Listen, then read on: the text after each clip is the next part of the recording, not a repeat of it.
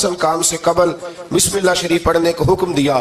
बिस्मिल्लाह के मफ़ाहीम क्या हैं? फरमाया बिस्मिल्लाहिर्रहमानिर्रहीम, अल्लाह के नाम से शुरू जो बड़ा ही मेहरबान निहायत रहम करने वाला है। बाकी तर्जुमा करने वालों ने कहा कि शुरू अल्लाह के नाम से, तो आला हज़रत फरमाने लगे कि फिर तो शुरू से हो गया, फिर तो शुरू से हो गया, तो हुजूर फिर क्या तर्जुमा करें? फरमाने लगे ये तर्जुमा ना करो कि शुरू अल्लाह के नाम से, बल्कि तर्जुमा ये करो कि अल्लाह के नाम से शुरू। ये देखे ना सोच है ना बुजुर्गों की, अल्लाह के नाम से, ताकि वाकई अल्लाह के नाम से शुरू हो। फिर इरशाद फरमाया अल्हम्दुलिल्लाह रब्बिल आलमीन, तमाम तारीफ़ अल्लाह के लिए जो तमाम जहानों को पालने वाला है। जब इंसान को थोड़ा सा तर्जुमा आता हो ना, उसकी थोड़ी तवज्जो हो, उसे नमाज पढ़ने का भी बड़ा ही मज़ा आता है। नबी करीम अलैहिस्सलाम फरमाते हैं, रब फरमाते हैं ये सूरह फातिहा मेरे और मेरे बंदे के दरमियान आधी आधी है, आधी मेरी है आधी मेरे बंदे की है। जब वो कहता है ना मालिक यौमिद्दीन, तो यहाँ तक वो मेरी तारीफ करता है। इय्याका नअबुदु व इय्याका नस्तईन तक पहुँचता है तो अब मेरा और उसका आधा आधा काम शुरू हो जाता है। फिर आगे मेरा बंदा जब मुझसे दुआ मांगता है तो ये उसके अल्फाज हैं जो मैं अपने फजल से कबूल फरमाया करता हूँ। तो इरशाद फरमाया तमाम तारीफ़ अल्लाह के लिए जो तमाम जहानों का पालने वाला है। अर्रहमानिर्रहीम, बड़ा ही मेहरबान है निहायत।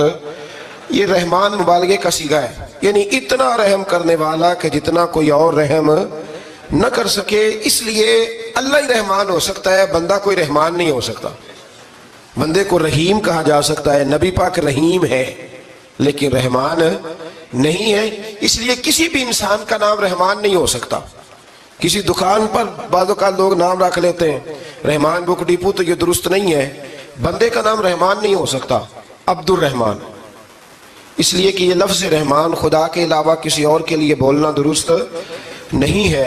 फिर इरशाद फरमाया मालिक यौमिद्दीन, अल्लाह मालिक है क़यामत के दिन का। तो या अल्लाह आज के दिन का मालिक भी तो तू ही है। आज जो यकम रमज़ान मुबारक है तो इस दिन का मालिक भी अल्लाह ही है। तो ये जो खास कर कहा मालिक यौमिद्दीन, इसका माना यह है कि यहाँ कुछ लोग आर्जी तौर भी तो बार चीज़ों के मालिक है ना, ये ज़मीन मेरी है, ये घड़ी मेरी है, ये घर मेरा है, ये बच्चे मेरे हैं, आर्जी तौर पर भी तो लोग मालिक हैं। लेकिन क़यामत के दिन आर्जी तौर पर भी कोई मालिक नहीं होगा। क़यामत में सारी बादशाही फ़कत मेरे अल्लाह की होगी। बल्कि रब करीम फरमाएगा कहाँ हैं वो लोग जो दुनिया में बादशाह बना करते थे, किधर है? बड़े बड़े कज कुला जो कहते थे कि हम उठते हैं तो लोग उठते हैं, बैठते हैं तो दुनिया बैठ जाती, वो कहाँ है? जब कोई नहीं बोलेगा तो रब फरमाएगा लिल्लाहिल वाहिदिल कहार, आज एक रब वाहिद और कहार की हुक्मरानी है।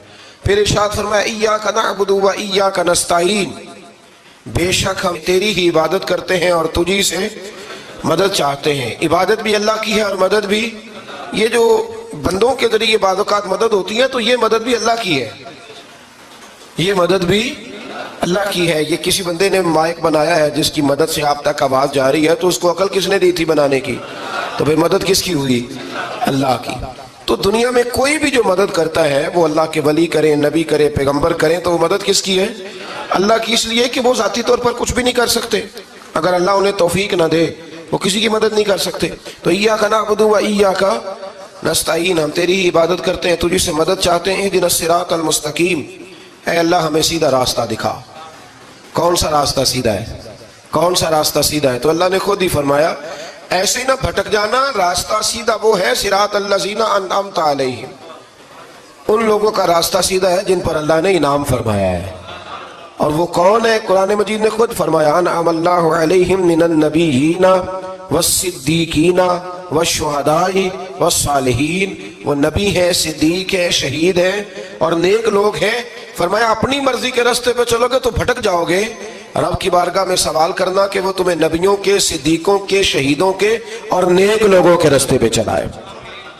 गैरिल मग़दूबि अलैहिम वलद्दालीन, न उन लोगों के रास्ते पे चला जिन पर तेरा गज़ब हुआ, और न उनके रास्ते पे चला जिन पर तू नाराज हुआ, जिन्हें तूने गुमराह किया। उन लोगों के रास्ते पे न चला, बल्कि उन लोगों के रास्ते पे चला जिन पर तेरा इनाम हुआ। ये जो लोग हैं ना मग़दूबि अलैहिम वलद्दालीन, एक गिरोह यहूदियों का है और एक ईसाइयों का है। कहा जा रहा है या अल्लाह ना यहूदियों के रास्ते पे चला और ना ईसाइयों के रास्ते पे चला, हमें तो अबू बकर सिद्दीक के रास्ते पे चला, हमें तो उमर फारूक के रास्ते पे चला, उस्मान गनी, मौला अली और जनाब अबू हुरैरा के रास्ते पे चला। اب یہ سورہ فاتحہ کا تو میں نے مکمل ترجمہ عرض کیا. سورہ بقرہ یہ قرآن مجید کی سب سے بڑی سورہ ہے. ایک حدیث اس کی فضیلت پہ سن لے.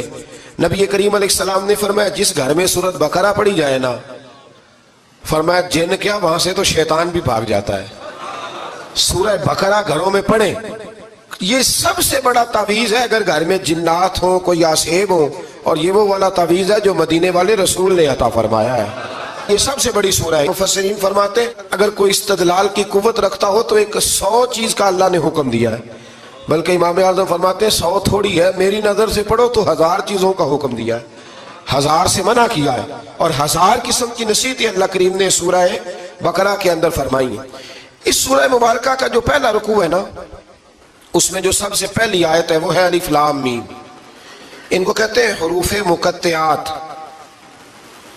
پہلا لفظ ہی جب کوئی قرآن مجید کا پڑھتا ہے نا، بہت بڑا عالم فاضل، بہت بڑا محدث، تو اسے یہ کہنا پڑتا ہے کہ میں نہیں جانتا، اللہ جانتا ہے یا اللہ کا رسول جانتا ہے. الف لام میم کا معنی ہم نہیں جانتے، اللہ جانے یا اللہ کا رسول جانے، یا جس کو وہ دونوں بتا دیں وہ جانتا ہے، ورنہ یہ اللہ اور اس کے رسول کا راز ہے. یہ آگے ارشاد فرمایا ذالک الکتاب لا ریب فیہ، یہ وہ عظیم کتاب ہے جس میں شک کی کوئی گنجائش نہیں ہے. ھدی للمتقین، یہ ہدایت ہے پرہیزگاروں کے لیے. سوال یہ ہوتا تھا کہ یا اللہ جو متقی پرہیزگار ہیں وہ تو پہلے ہی ہدایت پہ ہیں، تو قرآن بھی اگر انہیں ہدایت دے گا تو پھر جو گناہگار ہیں ان کی ہدایت کہاں ہے؟ تو اس آیہ مقدسہ کا معنی مفسرین نے یہ بیان فرمایا ہے کہ مطلب اس کا یہ ہے کہ قرآن ہدایت دیتا سب کو ہے، لیکن اس سے ہدایت حاصل متقی لوگ کرتے ہیں، کہ جس کو پکڑنا تھوڑا مشکل ہے. کچھ بیماریوں کو ڈاکٹر کہتے ہیں نا یہ خاموش قاتل ہے، قتل کر دیتی ہے پر پتہ نہیں لگنے دیتی. اسی طرح منافقین کا ٹولہ ہے. قرآن مجید کہتا ہے ان منافقین کے بارے میں وَمِنَ النَّاسِ مَن يَقُولُ آمَنَّا بِاللَّهِ وَبِالْيَوْمِ الْآخِرِ وَمَا هُمْ بِمُؤْمِنِينَ.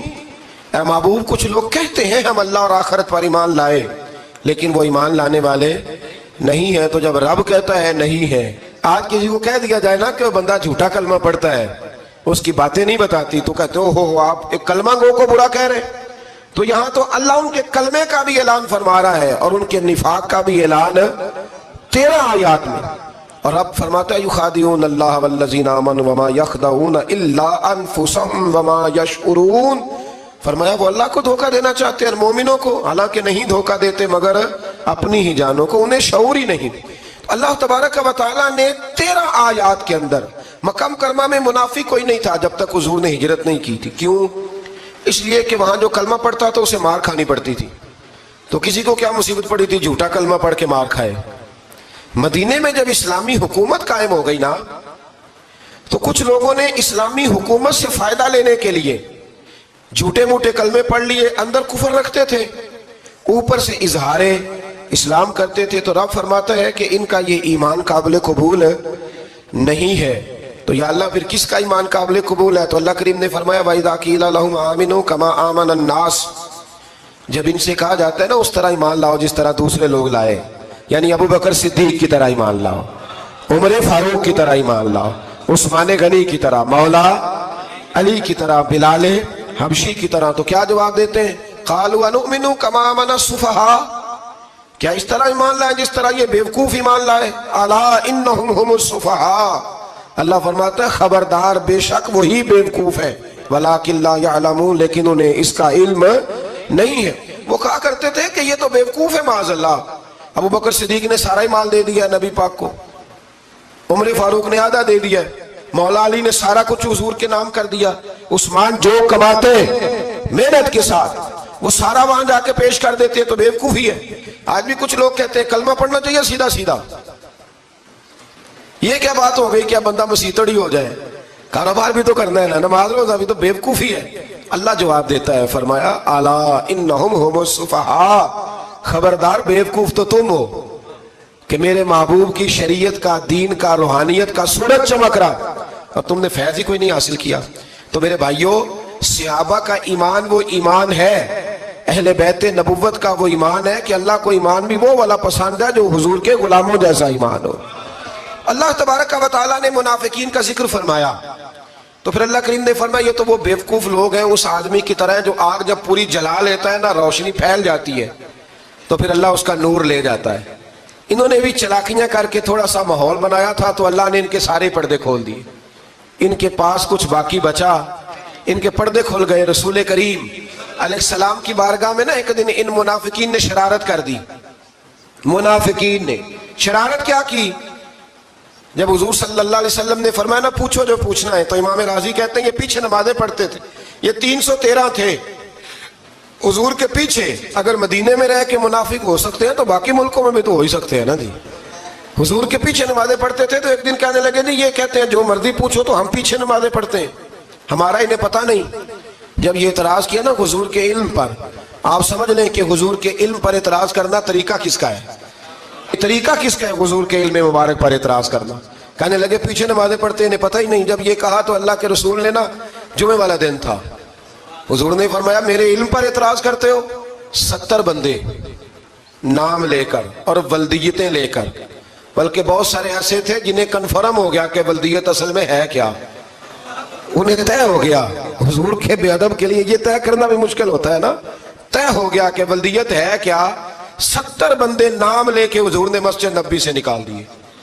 فرمایا یا فلاں بن فلاں قم فخرج فإنک منافق, او فلاں کے بیٹے فلاں کھڑا ہو جا, نکل جا, تو منافق ہے. حضور نے 70 بندے نکال دیے. اب 70 بندے اکٹھے گلی میں نکلیں تو رش تو پڑ جاتا ہے نا. حضرت عمر فاروق لیٹ ہو گئے, جمعے میں آ رہے تھے. ان کو جاتے ہوئے دیکھا تو عمر فاروق فرمانے لگے جمعہ ہو گیا ہے. بھئی 70 بندے نکل آئے باہر, جمعہ ہو گیا ہے. تو ایک منافق کہنے لگا تھا کہ نہیں حضور نے نکال دیا. تو عبداللہ بن ابی سلول جو ان کا سربراہ تھا نا, وہ کہنے لگا چپ کر,